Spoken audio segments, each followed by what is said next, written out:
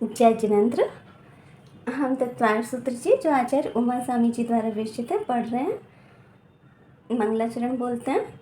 मोक्ष मार्गस्य नेतारम भेत्तारम कर्म भूव्रताम ज्ञातारम विश्व तत्वानां वंदे तद्गुण लब्धे।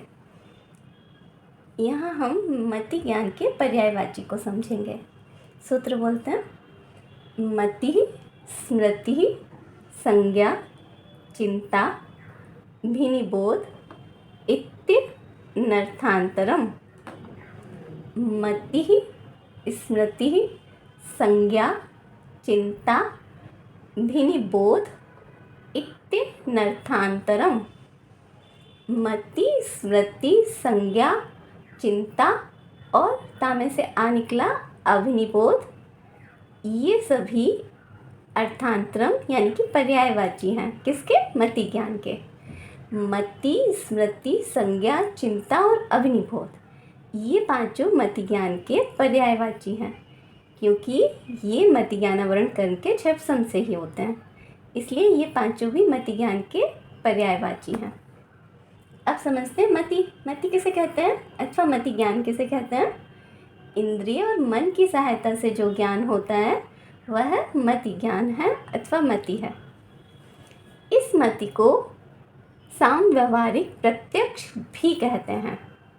सामव्यवहारिक प्रत्यक्ष क्यों कहते हैं? क्योंकि लोक व्यवहार में इंद्रिय ज्ञान को प्रत्यक्ष मानते हैं। यदि हम किसी वस्तु को सामने से देखते हैं तो हम कहते हैं हमने प्रत्यक्ष में देखा, प्रत्यक्ष से जाना, इसलिए इसको सामव्यवहारिक प्रत्यक्ष कहते हैं। किंतु वास्तव में मति ज्ञान तो परोक्ष ज्ञान ही है, प्रत्यक्ष नहीं है। स्मृति किसे कहते हैं? पहले जाने हुए पदार्थ का वर्तमान में स्मरण करना, याद करना, वह स्मृति है। जैसे हमने किसी वस्तु को पहले देखा है तो उस वस्तु को अभी वापस से याद करना, अपने माता पिता का स्मरण करना, कोई वस्तु खो गई है तो उसको याद करना, ये स्मृति है। जो हमने पहले देखा था, सुना था, चखा था, सूंघा था, आदि आदि का याद आना, ये स्मृति ज्ञान है।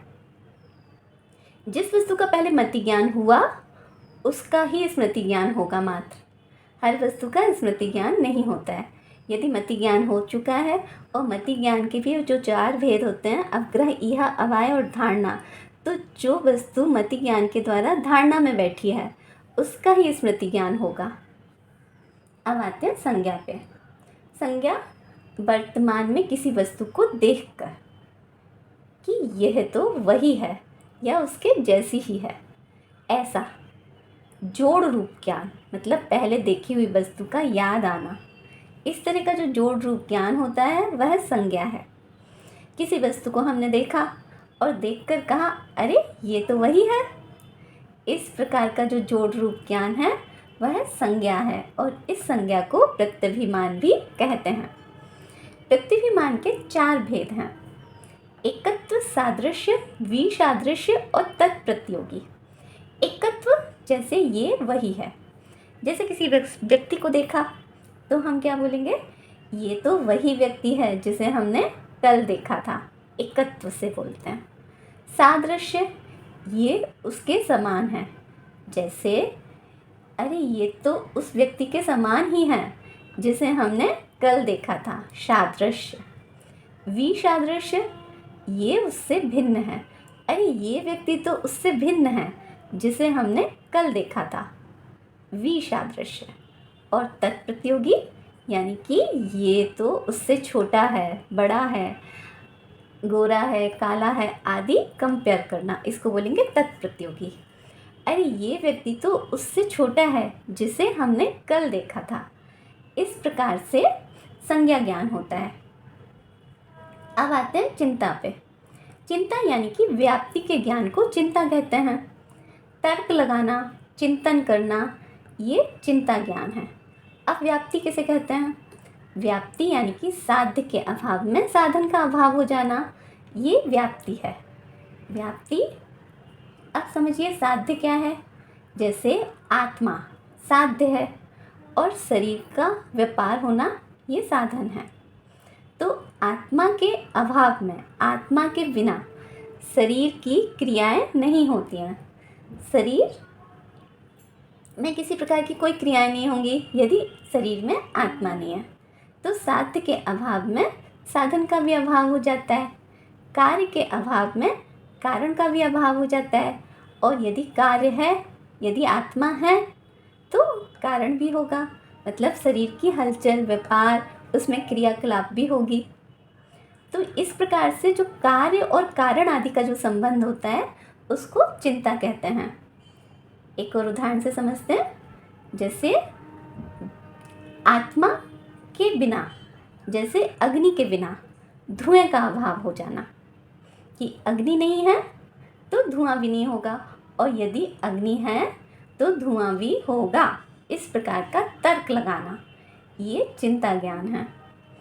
अब समझते हैं अवनिबोध। अवनिबोध का मतलब है अनुमान लगाना किसी वस्तु का। साधन से साध्य के ज्ञान को अवनिबोध कहते हैं। इसे अनुमान भी कहते हैं। चिंता का मतलब तर्क लगाना था और अग्निबोध का मतलब अनुमान लगाना है। जैसे धुएं को देखकर जो अग्नि हमको नहीं दिख रही है उसका भी अनुमान लगा लेना, उसका भी अनुमान के द्वारा ज्ञान करना कि धुआं देखा तो अग्नि भी होगी। इस प्रकार का अनुमान लगाना अग्निबोध है। जैसे ज्ञान से हमने जीव को जाना, आत्मा को जाना। इस प्रकार का ज्ञान के द्वारा आत्मा है या धड़कन चल रही है तो आत्मा है, इस प्रकार का अनुमान लगाना अवनिबोध ज्ञान है। इति शब्द, यहाँ पे इत्ते, इत्ते का मतलब होता है इति। तो इति शब्द से भी और भी अर्थ निकलते हैं। जैसे कि प्रतिभा, प्रतिभा यानी कि प्रतिभास होना, किसी वस्तु का आभास होना। जैसे कल मुनिराज का आहार मेरे घर ही होगा, इस प्रकार का आभास होना, इसको कहते हैं प्रतिभा। बुद्धि, बुद्धि का अर्थ है वस्तु के अर्थ को ग्रहण करना। जैसे किसी श्लोक का, गाथा का अर्थ आदि जो बहुत जल्दी और आसानी से समझ जाता है उसको बुद्धि या बुद्धिमान कहते हैं हम। मेधा, पाठ को ग्रहण करना, जो आसानी से किसी भी श्लोक, सूत्र, पूरी की पूरी गाथाओं को याद कर लेता है, तो उस शक्ति को कहते हैं मेधा। इस प्रकार से ये सब भी मति ज्ञान के अंतर्गत ही आते हैं। आज हमने मति ज्ञान के पर्यायवाची के बारे में समझा, और ये सारी चीज़ें हम डिस्क्रिप्शन में भी लिखते हैं। यदि आप पढ़ना चाहो तो पढ़ भी सकते हो। कुछ प्रश्नोत्तर भी होते हैं उसमें, उनका उत्तर भी दे सकते हैं। जय जिनेंद्र।